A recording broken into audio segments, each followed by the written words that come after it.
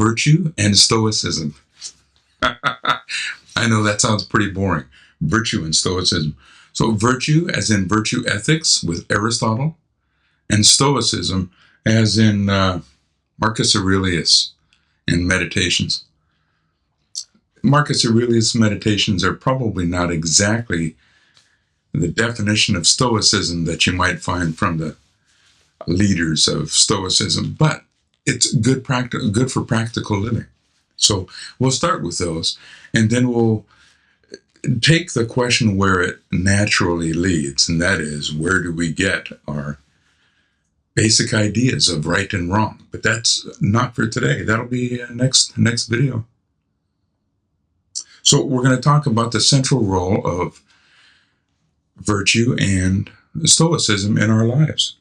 The highest good and the key to living a fulfilling and meaningful life. In Greek, they would use the word eudaimonia to talk about flourishing or a fulfilling life. So a fulfilling life is not one that makes you happy, makes you laugh and smile and have a good time every day. It's the kind of thing that when you get to the end of your life, you can look back at your life and say, yeah, it was good.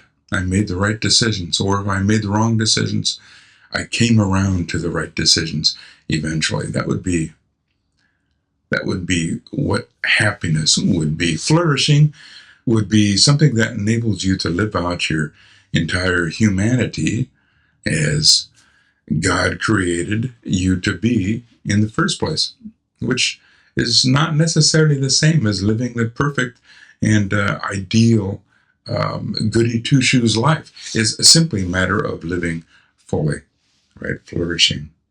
So for Stoics, there are 4 cardinal virtues, and we'll get into these virtues in another video as well.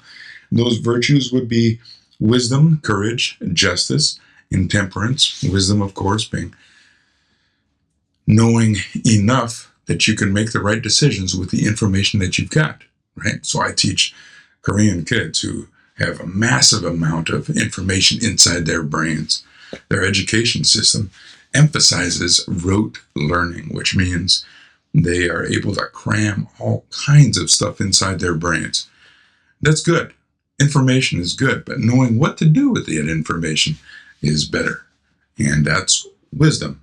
So courage would be, of course, that halfway point, or the golden mean, as Aristotle would put it, that middle point between brash, stupid bravery, right?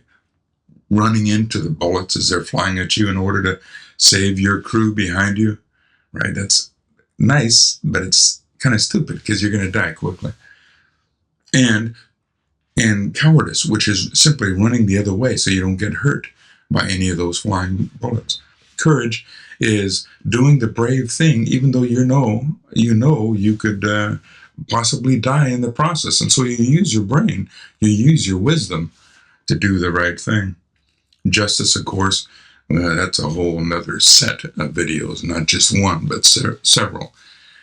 But think of it right now as the idea of fairness.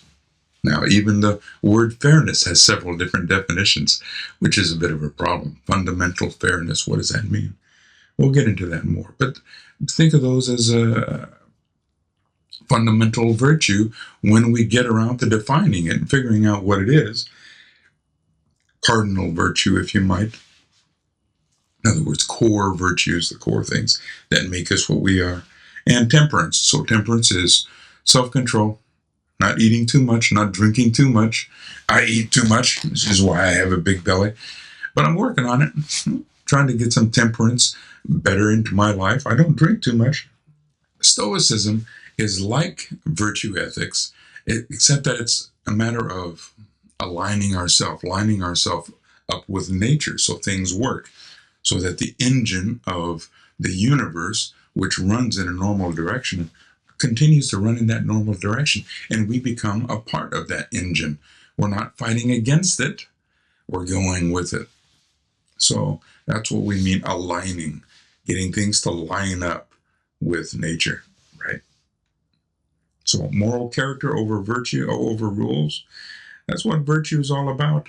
It's essentially defining what kind of person that you're going to be rather than what rules you're going to follow. Sometimes virtue and doing the right thing, sometimes morality means following the law, following the rules.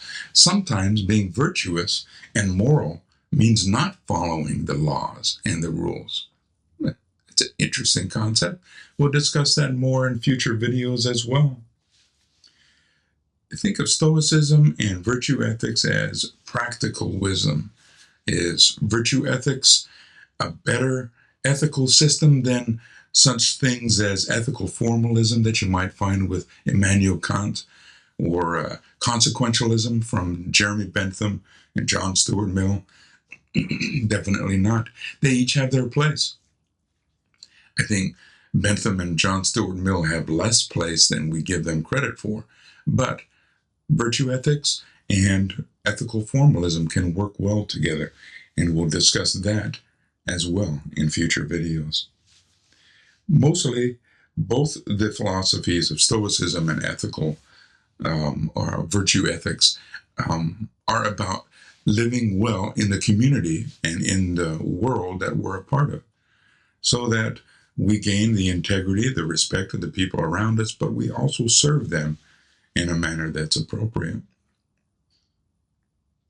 Differences between Stoicism and virtue ethics is that Stoicism tends to be somewhat more cosmological. In other words, they think big picture type stuff. Whereas virtue ethics tends to be finding the ways to get along to go along, or go along to get along with the people around us, as well as being able to live with the decisions that we ourselves make. So we live with ourselves as well, right? Finding the balance, that's the golden mean. There's not really a clear set of guidelines in virtue ethics, which is one of the weaknesses with virtue ethics.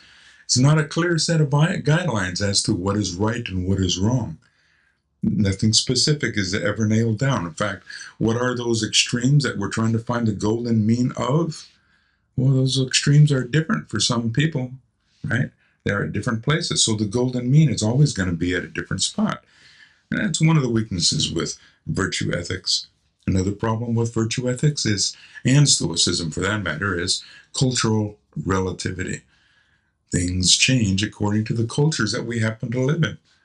For instance, in Korea, we might see something that is more culturally biased in the court system, whereas ethical formalism would generally rule at least the first stage of trials in the legal system in America. So we see some differences there. Subjectivity in defining virtues. I'm not going to get into that. This is just the very beginning. We just introduced the idea of virtue ethics and a little bit of Stoicism. We'll see where this line of thinking takes us, and we'll get back to discussing the issue with the next video. Hope you guys have a great day.